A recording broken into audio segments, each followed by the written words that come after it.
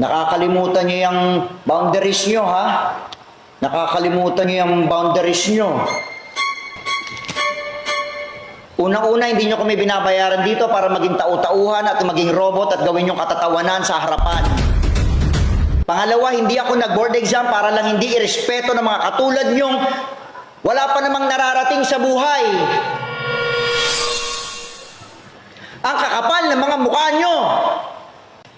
Hindi niyo nga kayang buhayin yung mga sarili niyo. Hindi kayo marunong rumispeto. Mag-board exam din kaya kayo para malaman nyo kung hanggang saan kayo. Baka hindi pa nga kayo pumasa sa ugali nyong ganyan.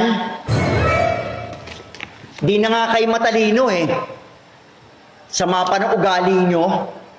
Wala kayong mararating. Ako na nagsasabi sa inyo. Wala kayong lugar sa mundo.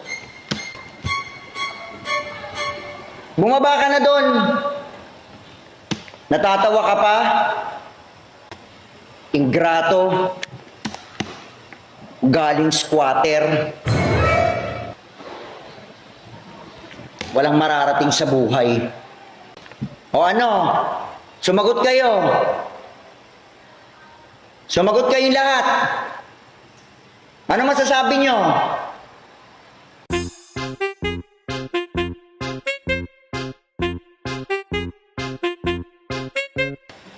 Wala pala akong estudyante.